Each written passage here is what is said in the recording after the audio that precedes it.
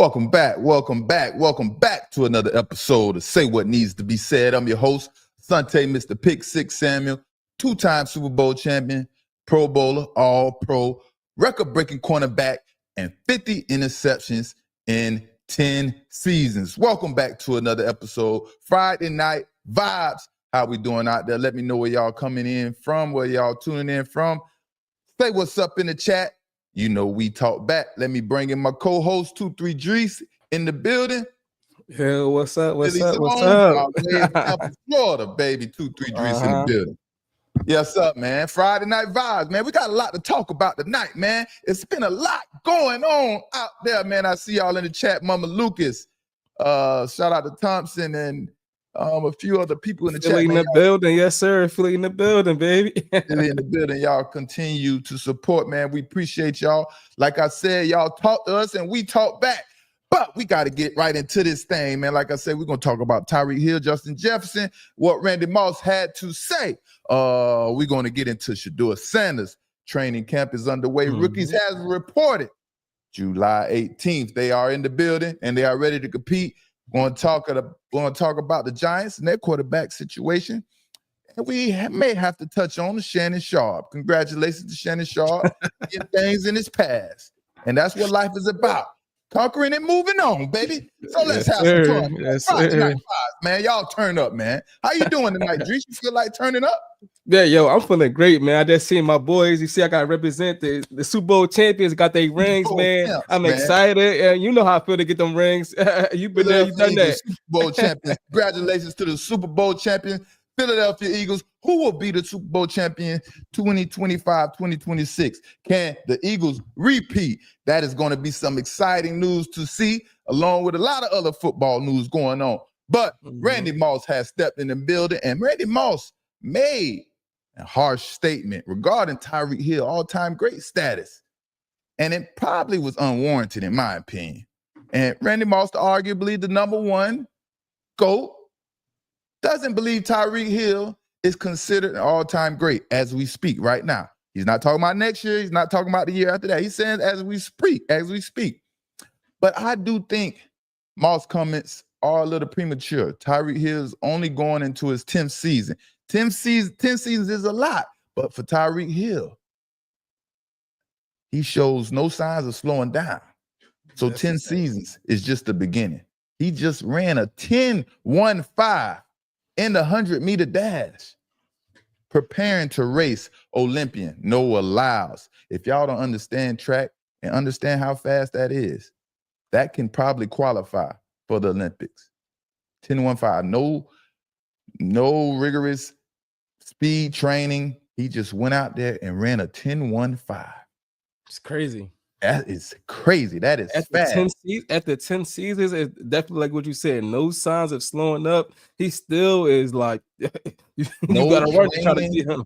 Not preparing for it. He may be prepared for it in 2 months' notice. You know what I mean? And with his speed, with Tyreek Hill's speed, he will always be an asset because, like you said, just running the 10-1-5 in his 10th season, he shows no signs of slowing down. So let's check it out. This is what Randy Moss had to say. He's nowhere all time, referring to Tyreek Hill. Moss told the outlet, where is he at today? ? Tyreek Hill is probably top 5. I put him top 5. That is what Randy Moss had to say about Tyreek Hill's status as an all-time great right now. How do we feel about these comments?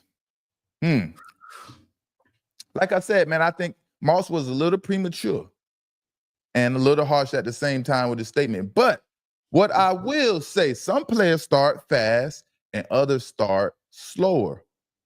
And Moss has to give players at least to the end of their season or the end of their career, before making a bold statement like he did regarding Tyreek Hill. Tyreek came to Miami and was able to maximize his production because Tua Tagovailoa need him. And Tyreek is a very key asset with that speed. Tua is at his best when he is throwing the ball to Tyreek Hill. We all seen that. Tyreek's first 3 seasons, he wasn't as dominant like Justin Jefferson because Patrick Mahomes spread the ball around to open receivers, unlike Tua Tongue of the Lord. Tua is looking strictly for Tyreek Hill every time. Every time he's looking for Tyreek Hill. That's the man he's looking for. But when you look at Justin Jefferson, who Moss thinks has a chance to be the #1 GOAT all time in the history of the game, right? He started his career playing at a very, very high level. I mean, very high level, with over 1,400 yards receiving in 4 out of his 5 first seasons, compared to Tyreek Hill's 600 yards in his rookie season. Tyreek took a little longer stat-wise to start producing at an all-pro level like Justin Jefferson did right off the bat. But Tyreek Hill showed us how dominant he can be once he arrived in Miami. And let's see what Moss had to say. So this is Moss talking about Justin Jefferson. And I want to compare how he viewed these all-time great status between these two players, right? And Moss says, it says, Vikings legend Randy Moss is a big believer in Justin Jefferson. Moss even claimed that Jefferson is on pace to become the greatest wide receiver of all time. I think Justin Jefferson is on pace to be arguably the greatest ever, and definitely the greatest Viking to ever do it, Moss told TMZ Sports on Saturday. Moss believes that Jefferson is a complete wide receiver who can win in any number of ways. I've always been a fan of a complete football player where you can score from anywhere on the field. This is what Moss is saying. And Justin brings that to the table, Moss said. Moss also added, let's hear this clearly. Moss also added that it is important for legendary players to score a lot of touchdowns. That is what Moss said. It is very important for legendary players to score a lot of touchdowns. Any thoughts? Any comments? What do you say? What do you think about what Randy Moss had to say about Tyreek Hill compared to what he had to say about Justin Jefferson? Chat, so y'all chime in, chat. Let me know how y'all feel. The biggest difference is Justin Jefferson came in as the #1 receiver. Like, they know he was going to be the difference makers. They know he's going to be the big target on the team. So like, they target him a lot.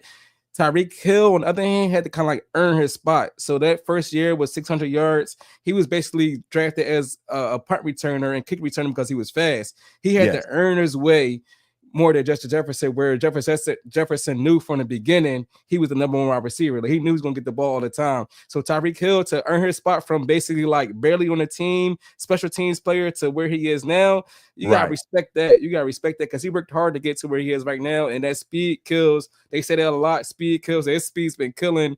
And Kansas City was like the introduction. And then he got to Miami, and it was like the proof is in the pudding. That speed really kills. And he could have got 2,000 yards that 1 year, but he missed some time. So he was like so close to get 2,000 yards. I think he was going to get it. He came up a little short, but he had a chance to get it if he played every game. But like you said, man, you said something very important. And I'm an underdog guy. Tyreek Hill is very small compared to other receivers in the NFL. So he wasn't a first round #1 starting draft picks on day one, like Justin Jefferson and a few other players. I forget what round draft pick Tyreek Hill was, but he had to grind and work his way to the top. And now he made his way to the top, and he's almost getting 2,000 yards, 1,700 yards receiving and things like that. But Randy Moss is definitely correct when it comes to Justin Jefferson. May take over the #1 GOAT spot with his production. That is correct. But there is only one problem no one wants to recognize or pay attention to when we talking about all-time greats. And y'all know I'm here to stand up for greatness. And the problem is giving credit to players that play in 17 games while older players had to do it during the 16-game era. We can't do that. We can't do that. You cannot compare records broken from the 16-game era and give that same amount of credit to players who did it in the 17-game era. It doesn't make no sense. I understand business need promotions and you have to keep marketing and the media going. So they need things to bring to the attention. Yes, talk to me. I got something for that, right? Okay. So with Saquon Barkley and what was it, Eric Dickerson got the record? Yes. He had like 100 less attempts. So let's talk about attempts as well. Who had 100 less attempts? Who got the record now? Was it Eric Dickerson who got the record right now for rushing yards in the season? Yeah, I think it's Eric Dickerson. He got like Deshaun Alexander. I don't know. You got to look it up. It's Eric Dickerson. Like he was complaining about. Let us know if we're wrong in the chat. It's Eric Dickerson. Yeah. Listen, Eric Dickerson. He was complaining like at the game. He was like, Saquon Barkley got more games than me played, so like him breaking the record is not equal. But if you look at the attempts they had, like Saquon damn near got like 100 less attempts than he had. So I'm like, you got the ball more than Saquon, even though it was more games. So I mean, you got to pay attention to the numbers as well. Like you said before, like the overall numbers sometimes they're not about the games, it's about that. Like when that situation is the attempts. That's a great point. That is absolutely a great point. Like you say, I respect that. If you played 17 games and Eric Dickerson played in 16 games, but Eric Dickerson had more attempts than you, that is a great point. Then 17 games and the 16 game doesn't matter. It's all fair games. But if you that has to be evaluated. You know what I mean? That has to be evaluated. Mm-hmm. But that's why you see me making it be known and loud and proud that I was the last corner to intercept 50 passes during the 16-game era. Because if I don't, no one will. They don't want to give me my respect. They want to blackball Asante because when you bring up my numbers, it makes everything look bad. So you will always see me loud and proud about my 50 interceptions in 10 seasons during the 16-game era because that is very monumental. And they can never take that away from me. They not doing that in 17 games. So you know what I mean? Yeah, I mean that's a big deal. So if anyone comes behind me, if anyone comes behind me with 50 interceptions, it's not the same. It has to be an asterisk on that record because it's a 17-game season. And it's no disrespect. I'm not taking shots at anyone, but that is just the absolutely facts of what we're dealing with here. You know what I mean? And records being broke now are done just simply with more games being played than the older guys had a chance to. Our records and stats from the 16-game era are grandfathered in for life. No one can argue that. Say what needs to be said. We here to protect greatness, brother. In my opinion, too, man, they throwing 50 times a game. They wasn't throwing 50 times a game back then either. That's true. That's absolutely throwing true. 50 attempts is like normal now. Like what the hell? Right. Before it was run first, work off the run. Now it's like we going pass first and we going run it here and there. It's a big difference. Hey, and like I said, you got to pay attention because I don't even think the human nature and we do so much talking and content, things like that. We don't remember what we say in the past. And I want to show you how Moss evaluates greatness and where he's getting a little off. You know what I mean? Because like I said, pay attention to where Moss said he think it is very important, what he said, for legendary wide receivers to score a lot of touchdowns, right? So Moss is a little contradicting because Tyreek Hill has 80 touchdowns. Tyreek Hill has 80 touchdowns right now in 10 seasons. That's 40 more touchdowns than Justin Jefferson has. So where does that factor in? Where does touchdowns factor in from Moss' point of view? Tyreek Hill can still end up with more receiving yards than Justin Jefferson. But like I said, with Tyreek Hill's speed and talent, he will always be sought out after for a while. And I can see Justin Jefferson slowing down faster compared to Tyreek Hill slowing down, right? Justin Jefferson isn't that blazing receiver. But I can see Justin Jefferson slowing down a lot faster than Tyreek Hill. Justin Jefferson has 7,432 yards receiving so far in his career after 5 seasons. And Tyreek Hill has 11,098 yards receiving after 10 seasons. Now, Tyreek Hill also has, I think it was 80 touchdowns? 80 touchdowns or 82 touchdowns? And Justin Jefferson has 40 touchdowns. That is a big difference. How can he say Justin Jefferson is on his way to be the #1 GOAT, but in the meantime, you say it is important for these legendary wide receivers to score a lot of touchdowns, and Tyreek Hill has 2 times more touchdowns than Justin Jefferson, but you don't want to give him his credit. Tyreek Hill, what did you do to Randy Moss? Did you take a side piece or something? What happened? For him to come out and blasting you like that, you had to take his side piece or something. And when his days was over with, the side piece got tired of him and found you, Tyreek Hill. It didn't make no sense for Moss to come out. Moss may be upset that you able to do it with just off pure speed or something like that, because this isn't making no sense. You know, he could have withheld his statement for a while, you know, and didn't make the statement at the time. But Moss may have to change his tone in a couple of years if Tyreek Hill stay focused and don't start getting beside itself and attacking the coach and the quarterback and requesting trades and so on and so forth. Moss may have to retract his statement. What you gonna say? No, I was gonna say I'm excited to see how their career ends and see who has the better career. But man, I don't think I heard you say he's gonna be like an all-time GOAT. I don't think he's the #1 receiver right now in the NFL. Justin Jefferson. I mean, production wise, see, and yes, everybody can have opinion, and there's a difference when you're judging receivers and athletes.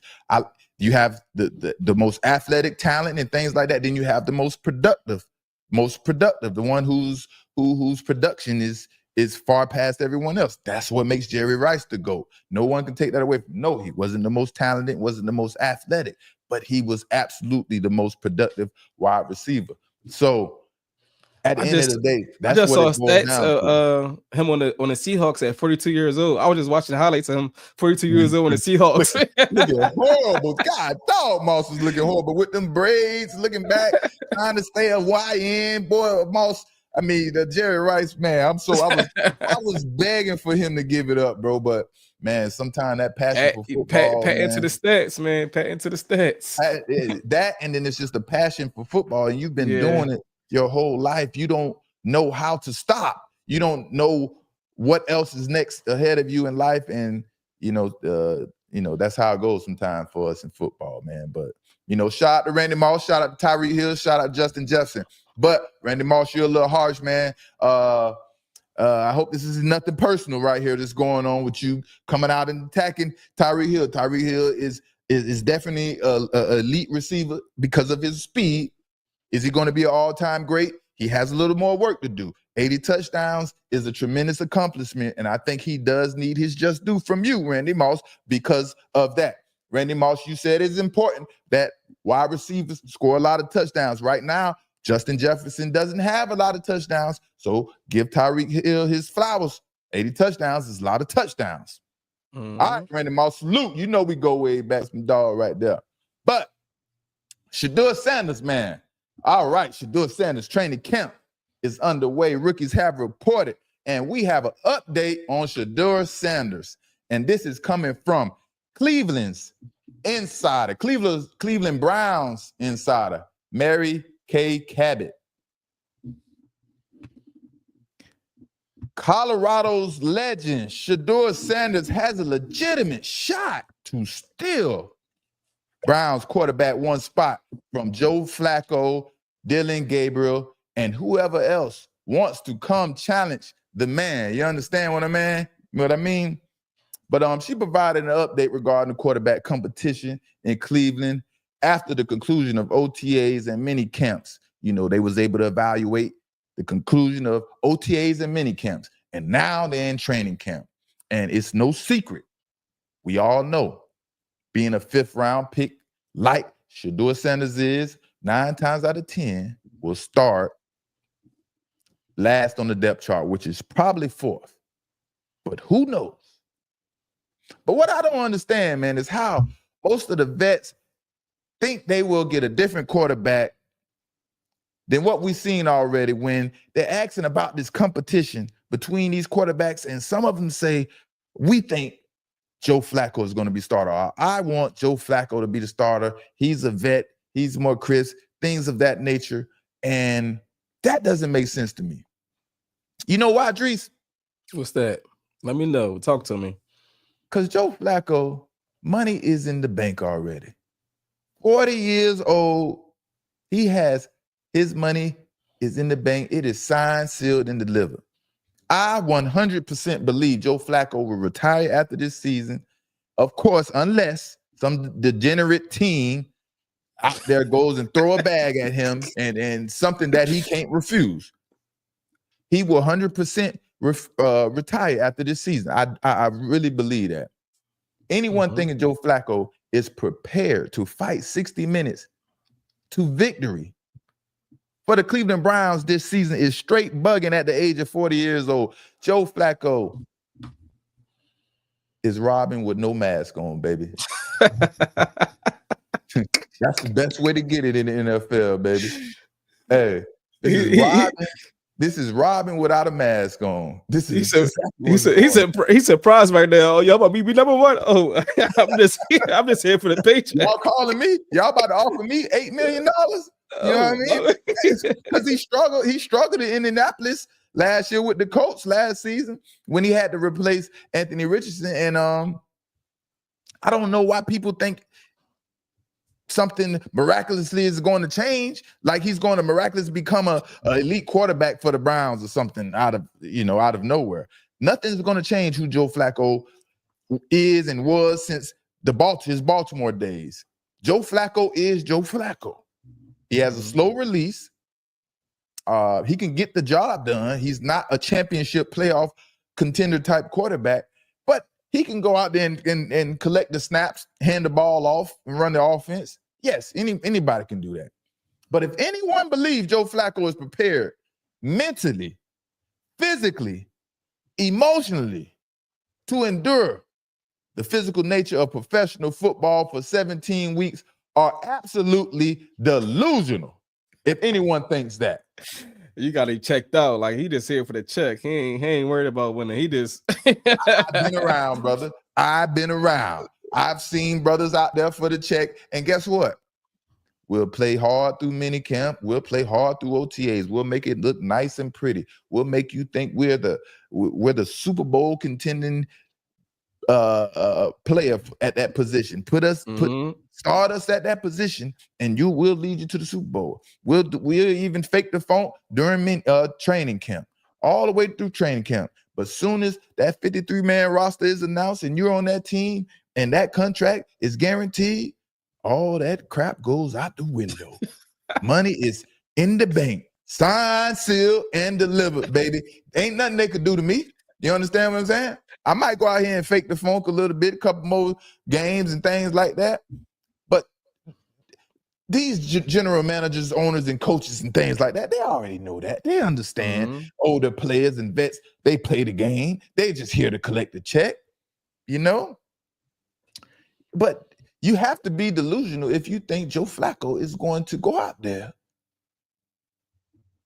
and sacrifice his body for a team that I'm sure doesn't think is going to the playoffs or has a chance to make a playoff run. You know what I mean? That's why we're waiting on Shedeur Sanders. Shedeur Sanders is going to come around and bring a lot of different motivation to that team. He's going to make them believe in things that they never believed in before, because Shedeur Sanders has that nature, because who his father is and what he's been around and how he is taught to believe in Jesus Christ, and how he's taught to believe and what he saw his father, how he saw his father believe and execute and conquer. You understand? So we're ready to see, man. Many camp and LTAs are nothing like the season. You know, Kenny Pickett, huh? And I'm just hoping he just get a fair chance. I believe so because like who he is. But most of the time, you're the fourth on the depth chart, fifth round pick as quarterback. You don't get as many shots. You get a couple of reps, and if you don't make it work in that little flash of time, you don't get that many. That But is I feel like, changing. yeah, I feel like Training camp is here. All that bull crap is out the door. They might do it for the first couple of days. That is over with. 40-year-old quarterback. Listen, the thing about Joe Flacco that we don't realize, his last 2 seasons, and we're going to get to that, he was brought in off the from couch, free agency, off the couch. off the couch. Off the couch. That's a lot of people that can come in and play off the couch. But like I said, Kenny Pickett is in his he's in his 4th season, right? But he's in his 3rd team in 4 seasons. Joe Flacco is 40 years old. This pretty much tells the story of Joe Flacco and Kenny Pickett and what they bring to the table.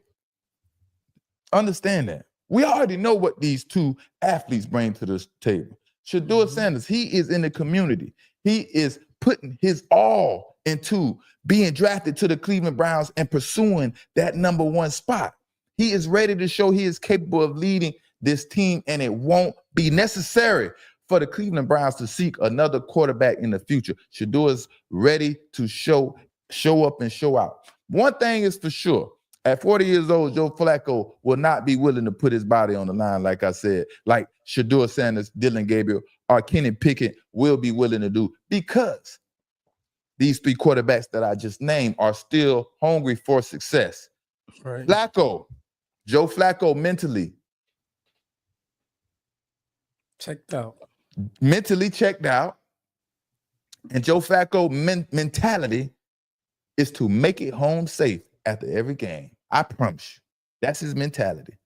To make it home safe while the young gunners out there, Dylan Gabriel, Shedeur Sanders, or even Kenny Pickett, they are willing to sacrifice and do whatever it takes because they're still hungry to get paid. Don't let Joe Flacco 4-1 record from 2023 fool y'all when he came to the Cleveland Browns. Like I said, 5 games.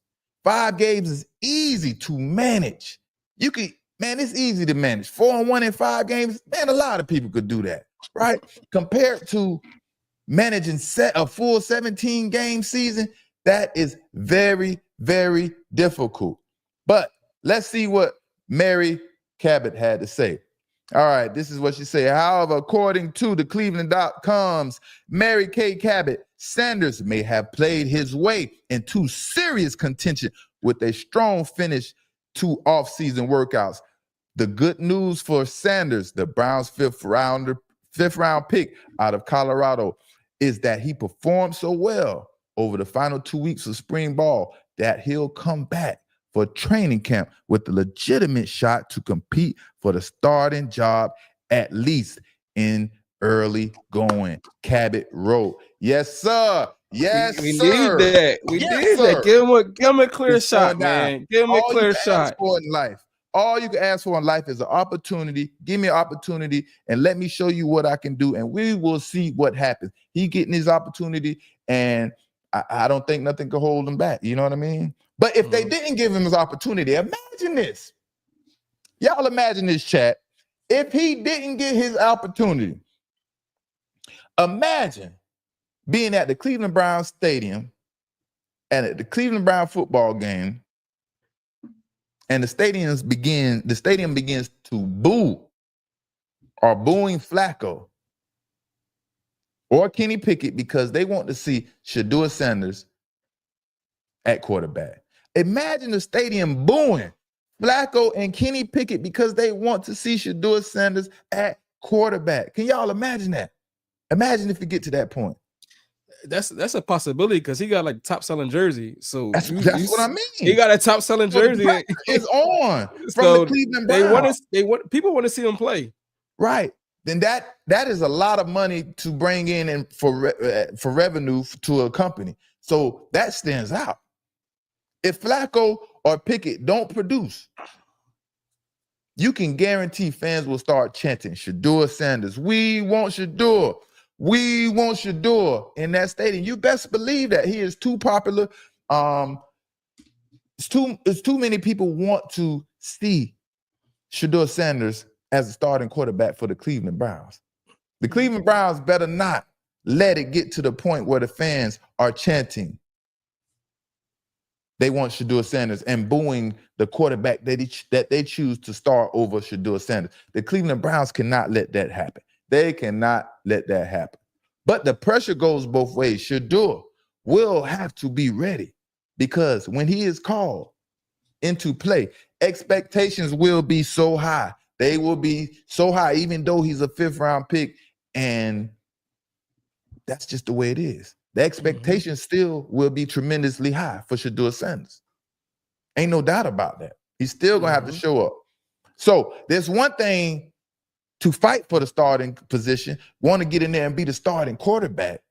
Now that's another thing. Now you're there. How do you capture this moment? How do you seize the moment? That's what you got to prepare for. You may be preparing your whole life for 2 days of an opportunity, 2 days of practicing with the ones, and that's all you get to show what you can do. Are you capable of starting and leading this team? Do your teammates gravitate to you? You know? Right. There's so many things, to go along with this Shedeur Sanders, We got Rick. He talking about Sanders won't get a chance. He going to get cut. That's a bold statement right there. He going to get cut. Bro, always an outcast. He always an outcast. He gonna go against the grain. We're gonna see $5 bet, bro. $5 bet. $5 bet. Whoever out there think y'all think Sanders is getting cut. They ain't cutting him in the first year. Of course not. Who does that? Oh, man. But hey, listen, continuing about Shedeur Sanders, because Joe Flacco at this point in his career is a good backup. But like I said, he is not a good full-time backup quarterback. He is a backup quarterback you call when the original backup quarterback is no longer available, just like the Cleveland Browns did along with the Indianapolis Colts. That's when you call Joe Flacco. When the like the original backup quarterback is no longer available. Actually, that's when Joe Flacco is at his best, when he is well rested and he could come in and play against bodies that have been worn down for weeks of physical contact. And you know what we call that? Do y'all know what we call that? What we call that, Drees? You come in off the sidelines, off injured reserve, or off the couch. Cherry picking? Yeah. We call that fresh legs. Fresh legs. Man, we got fresh legs out here at practice today. These fresh leg players, man, they are players that are just signed to the team after weeks of other players playing. So these players, they come to practice 100% healthy, trying to show coaches they deserve a spot on the team. You know what I mean? Now, mind you, these fresh leg players, they're 100% healthy. Meanwhile, the players that's been playing the season, no one is 100% healthy that's been playing the season after weeks, right? You know what I mean? So fresh legs, they come out there, they come to practice with the most energy, trying to make us look bad. The starters, that's us, the starters. And it gets to the point where myself or whoever would have to tell these scout team fresh leg players to slow down. And some of them don't listen. It get to the point where you have to tell them, slow your butt down. Because they thinking about making a team. And you're going to have to choke slam them or something. You're going to have to hit them because they're not going to get it. They so zoned out. They got so many energy drinks and supplements in them. They just wired up. They're ready. They on go. They on nothing but go. You feel me? So you feel me? So that's fresh legs. That's what Joe Flacco is to the Cleveland Browns and the Indianapolis Colts. Obviously, the Colts, it didn't work out so good last season, but the year before that, when he came to the Cleveland Browns, Joe Flacco fresh legs was phenomenal. He came in there and made it look like he ain't missed a beat because it only had to happen for 5 weeks. You see what I'm saying? And they had a good running game. Yeah, I was about to say they had a great defense and a good running game. That's automatic. You know what I mean? You don't have to do much as a quarterback, especially in 5 weeks. It's not that much adversity that you're going to have to face in 5 weeks when you have a good running game and a good defense. Yeah. Lost my train of thought that quick, man. Yeah, y'all know how that go.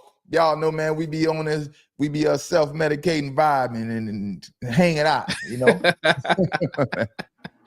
For sure, man. So Shedeur Sanders, man. Ricky's reported today he is out there looking crisp, making good decisions. And man, listen, there's going to be reports. There are going to be reports left and right saying things about Shedeur, saying things about Dylan Gabriel. There are going to be so much clickbait. You have to know how to read between the lines, stay focused, and keep your support for Shedeur Sanders and learn what's real from the fake. That's how it goes, you know? But the New York Giants,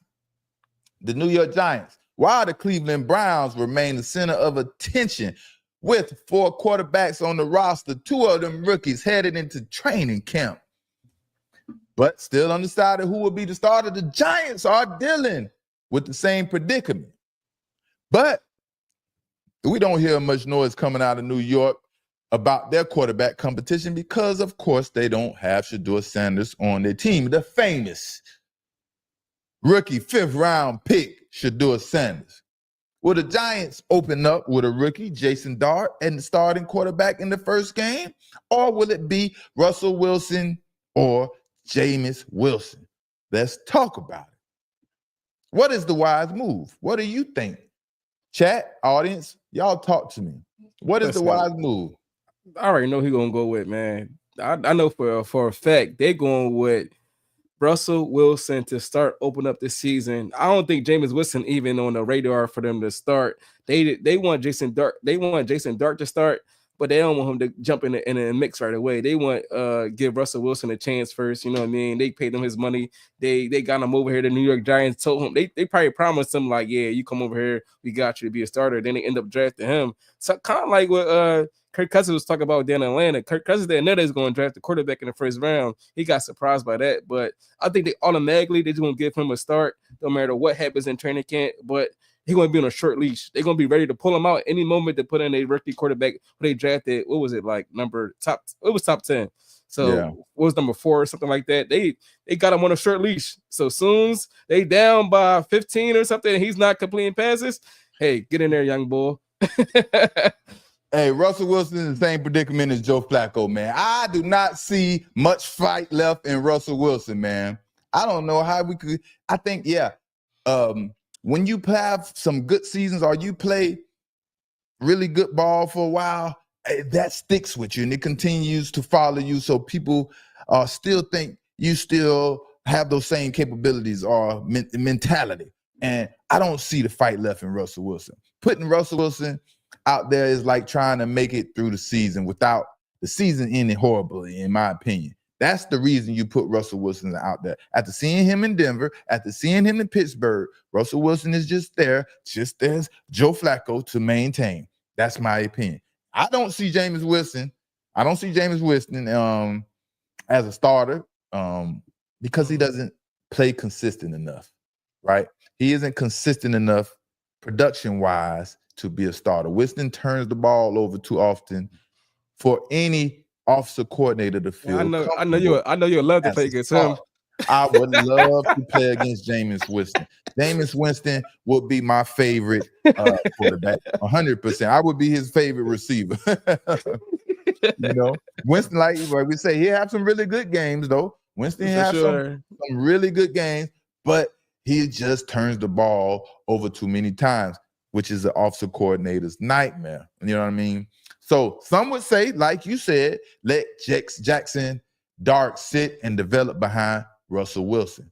But I believe either you got it or you don't. Right off the rip, either you got it or you don't. Some people got it, some people don't. But the important part to this whole equation is Brian Daboll. Brian Daboll, the head coach of the New York Giants, understands how to develop rookie quarterbacks. Yes, he really does. He was one of the coaches over there when I was with New England, and he was with the Buffalo Bills and Josh Allen. He knows what he's doing. He knows how to develop quarterbacks. You know, he brought the best out of Daniel Jones when he was with the New York Giants. Some may not see that, but I still don't understand how in the heck do you draft Daniel Jones in the top 5, top 6 picks? You know what I mean? Daniel Jones should have never have been graded as a first round franchise quarterback. The Giants didn't even like that. Like the fans didn't like Right. that pick. That was a big mistake. Yeah. You know, that was a big mistake. But like I said, Brian Daboll did his best. He brought out the best anybody possibly could have brought out in Daniel Jones. He had him playing pretty good, you know, and I expect Daboll to do the same with Jackson Dart. You know, the difference in Jackson Dart and Daniel Jones is the athletic ability. But I think Jackson Dart will be successful. Like I said, his athletic ability is his weakness, which makes him a pocket passer. He isn't a runner like Daniel Jones, right? So when you're not as athletic or a runner like Daniel Jones, for Daboll, it is less challenging for offensive coordinator to design plays for quarterbacks that can run, that can't run the ball. You know what I mean? And quarterbacks that can run the ball and that are more athletic, you can draw plays for days because you have an athletic quarterback that can move. You know what I mean? Mm-hmm. Brian Daboll has a challenge ahead of him. I think this season is riding on whether or not he will still be the head coach for the New York Giants. And he had his chance, man. He drafted 2 franchise quarterbacks. The first was Daniel Jones, and now it's Jackson Dart. It's up to him to make this team a relevant team in NFL now, as far as making it to the playoffs and contending in the NFC East against the Super Bowl champ Philadelphia Eagles, Cowboys, and the Washington Commanders. Does Washington Commanders sound better than Washington Redskins? What do y'all think about that? What sounds better? I think I'm used to Redskins. That's why I'm like, naturally say Redskins. I feel like as I said that all my life, it just naturally sound better than me, the Commanders. But I mean, yeah. I actually heard Trump say he's gonna change it back. Yeah, right. I don't know if you heard exactly. that. That's what made me think about it. The ads, man. Trump said he's changing it back. It's like Trump come through here just trying to destroy and destruct everything. He don't care. I want chaos in every category in life: the sports, the birth rights, birth control, immigration, everything, baby. Right. But hey, man, I have to tell y'all about this guy right here, man. This guy is so freaking irritating to me. Gosh, I can't stop thinking about this guy. This guy is so irritating to me. But you know what? I came up with a freaking solution for him and the Pivot Podcast. You know what I mean? And this solution that I came up with is I'm designating Fred Taylor the lead role of the Pivot Podcast. Yeah, that's right. Fred Taylor, it's time for you to take over the lead role, especially when it comes to greats being interviewed by the Pivot Podcast. Ryan Clark needs to be third in line to be able to talk when it comes to great. When it's time to ask greats questions, Ryan Clark, you need to be third in line. It's too many underachieving players that think they are qualified to criticize greatness. And it's starting with Ryan Clark. Ryan Clark is the number one culprit of this crap going on. Being a great player is so watered down now. It is so watered down nowadays because of people like Ryan Clark who don't have a freaking clue. As soon as someone's name is popular, in Ryan Clark's eyes, they are great. But he can't present no facts behind his claims. Only thing he can do is mimic someone else. And people that never played the sport but are part of determining who is great in the football media space are most of the problem and part of the problem, along with Ryan Clark. Do you understand how much work myself, along with other greats, had to put in to achieve our greatness? While this dude, Ryan Clark, was nothing but a crash dummy. He was nothing but a crash dummy. It doesn't take no skills in being a crash dummy. I can pick any one of y'all out of the chat or the audience, whoever hears this, I could put y'all on the field to go be a crash dummy right now. But it takes skills to go make plays. It's easy to run around, go out there and be a crash dummy. Ryan Clark will be remembered for being a cornball in this media space. Yes. And nothing from football. He will be remembered for being a media personality. Nothing to do with football. Yeah, maybe a big hit. Probably one big hit. Like I say, he's a crash dummy. So he will go out there and run into the wall. Right. But we have to protect greatness, man, from people like Ryan Clark. Everyone is podcasting these days, and I think they should have an opinion. They shouldn't have an opinion. You know what I mean? Everyone shouldn't be able to just have an opinion. But if they do, and everyone is going to have an opinion, unfortunately, here are the rules. Here are the rules to everyone out here podcasting that want to have an opinion, right? Don't think you have the right to have an opinion on greatness if your career didn't come close to greatness.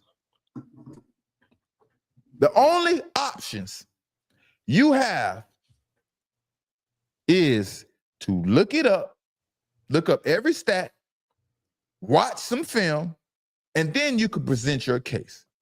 Other than that, we don't want to hear your opinion if you have nothing close to greatness, i.e. Ryan Clark. Other than that, just shut up. Just shut up. And like I said, let Ryan Clark take the back seat while Fred Taylor takes the lead role for the Pivot Podcast, because he is well qualified to do so. And that's what I have to say about Ryan Clark. Yes. One thing y'all know about me, if you know me, you know I don't stop. And that's what they're going to learn about me in this media space. This is Asante Samuel. I am the professional shit talker. This is say what needs to be said, and I'm going to say it every time. You know, I found somebody out there that's kind of like me. You understand what I'm saying? We ain't on really selective politic. Ain't no selective politicking around here. And that's Cam Newton. Shout out to Cam Newton. I got a different respect for Cam Newton now, man. I see him talking. You know, we throw jabs at each other, but I salute to Cam Newton, man. No, you got hop on 4 for 1, man. We need to see you on 4 for 1. Where you at, Cam? Put him on 4 for 1. Man, I don't know how to reach out to you. What I supposed to do? DM you or something? We gotta chop it up, man. I heard him say before. He's like, we need Asante on here. I heard him say it before. So I mean, y'all let me know, chat. Y'all want to see me on 4th and 1? Hey, y'all know me and a brother like Cam, boy. We spice it up, boy. We'll give y'all a great show, boy. We'll have part 1, part 2, part 3. We'll be we'll have it going on, man. But shout out to the chat, man. The chat jumping tonight. Got a lot going on. Hey, but since we we taking over this media space, say what needs to be said. Football season is coming around the corner, and we're going to have great commentary. Hey, y'all going to love to hear our breakdowns and how we view the game. You know, my perspective is totally different from everybody else's, and you're going to want to hear what we got to say over here. But in the meantime, we got to send a salute to Granddaddy Unc Shannon Sharpe. Granddaddy Unc Shannon Sharpe is fighting his way up out of things, and he is maneuvering. That's what you have to do. You got to maneuver. You got to figure out how to maneuver when adversity strikes, baby. And I don't know how he's getting it done, but I'll just say this, man. I will say, however he got this done, it was very aggravating and expensive. But now that he has got these situations settled off his plate, he can move forward. And these things are behind him, and he can focus. Because y'all don't understand, man, that is very stressful to have something lingering over your head like that, shutting down opportunities in business, and you're just sitting there waiting with your name on paperwork for, I don't know, your peers or the judge to make a decision whether you have to give up everything or not, man. So I don't know, man. It's kind of weird because Marlon said, Shannon Sharpe did say he was filing a defamation lawsuit. We never heard about the defamation lawsuit. I don't know, allegedly, and then turn around and we have a settlement, But right. At the end of the day, when you have a lawsuit and you can get these things settled without going to court is always a great thing. Shannon Sharpe, I hope he learns from these mistakes and stop getting himself in these terrible situations with these irresponsible people that he is dealing with, right? Along with himself, he is very irresponsible. Unc Shannon Sharpe, Granddaddy Unc, being at the age of 56. When do we wake up? I don't know. When do we wake up? When do we wake up? 2, 3 my man Marlon talking about. I wonder how much he paid to settle. That's what I'm talking about. Shout out to Marlon, man. Where you been, brother? Marlon. That's what I'm saying. Because I'm thinking like 25. I'm thinking like 25 million. Like they probably met in the middle. I'm glad you brought that up because the whole thing, my point from the beginning, when he tried to settle, how did he jump out the gate and say, I'm going to offer you $10 million? You didn't who does that? I think Shannon Sharpe was bamboozled by these lawyers. They told him that he needs to mortgage his house, go get loans, and offer the most amount of money you can possibly offer, because that was too much money to be offering at a time like that. $10 million. But if he offered $10 million to settle it back then, and now he had to fight and do some things to get it settled, now I think it's definitely north of $15 million. Probably $15 million plus the lawyer fees he probably had to spend right up out of his pocket. Straight cash, homie. Straight cash. But if everything was true and he still has a chance to sign and get that $100 million deal, all this will be nothing, Yes. But hey, say what needs to be said. Remember, we don't select the politic. I talk my crap about Shannon Sharpe and we go at it, whatever, have you. But when you get you a victory or you have something that is satisfying so you can move on in life, I'm going to salute you. I'm going to let you know you're doing your thing and you got it done. So shout out to Shannon Sharpe. Yes, how we doing out there, chat? How we doing? How we feeling, baby? Everybody good? Make sure you like, comment, subscribe. And we're going to be back Monday. Y'all let me know what y'all want to talk about. Hey, what do we think about the CEO astronomer and the human resources lady being caught in the middle of the Coldplay concert?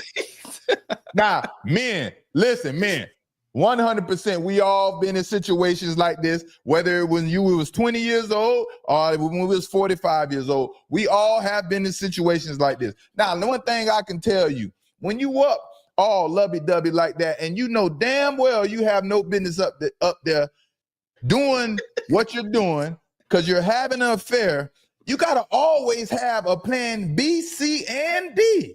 You have to always be prepared. And that's the one thing we seen from the CEO and the head of HR. They didn't have a plan A, B, or C. And one thing I learned in life about a white person's marriage, white people are going to have an affair. Yes, I learned that in life. White people are going to have a freaking affair. And listen, when they have an affair, they act like they are totally in love, just met their soulmate. They don't even have a freaking family at home. And that's what happened. That is what's going on. White people are going to have an affair. Yes. And let me tell you, when they got caught, you seen the shock on their face. They were smiling like, oh no, he tried to dive through the freaking out of nowhere. He tried to disappear. She tried to duck down. That is not how you play it off. No.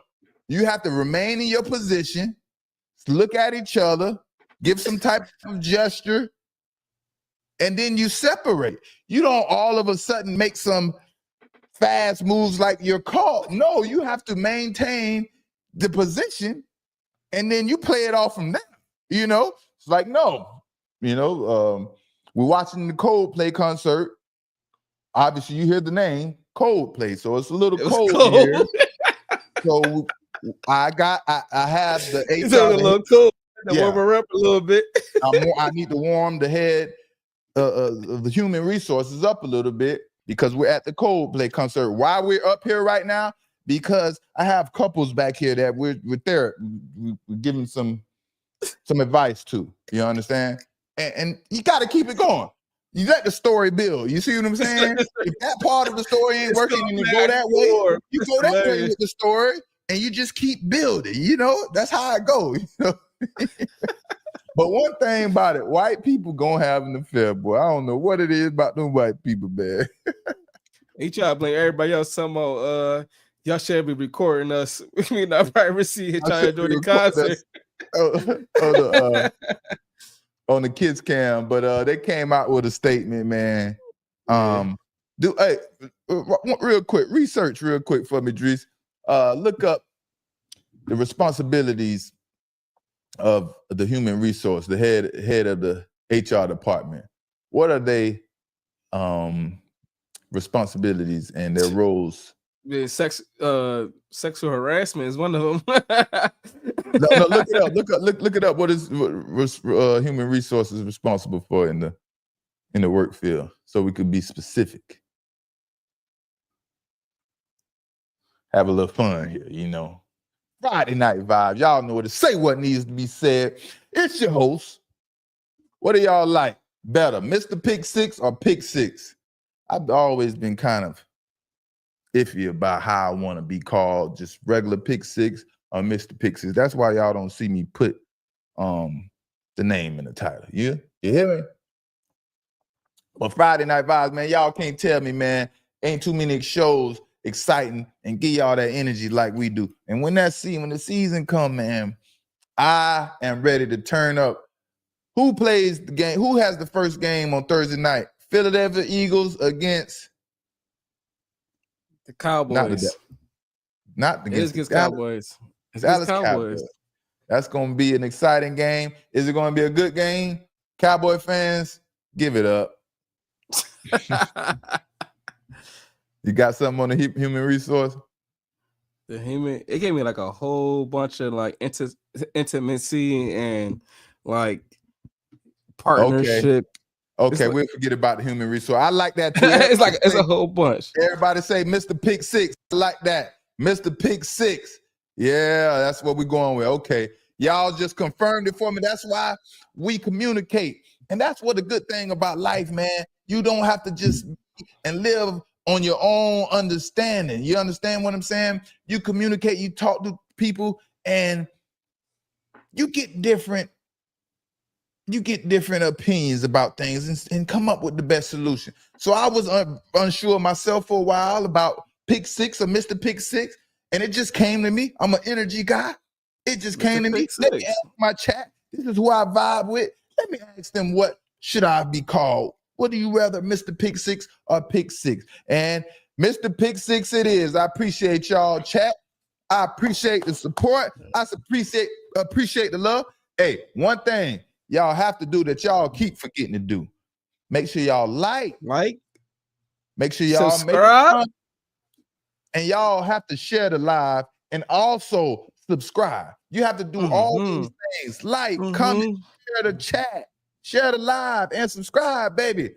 Hey, that's how we get better, man. If we want to take over one place at a time, we have to continue to attack this algorithm. We have to continue to keep reaching more and more people and let them know the perspective is different over here. Say what needs to be said. I'm your host, Asante, Mr. Pick Six Samuel. That's 2-3 Dries. Let's go. Hey, we had a vibe tonight, and we gonna see y'all Monday night, baby.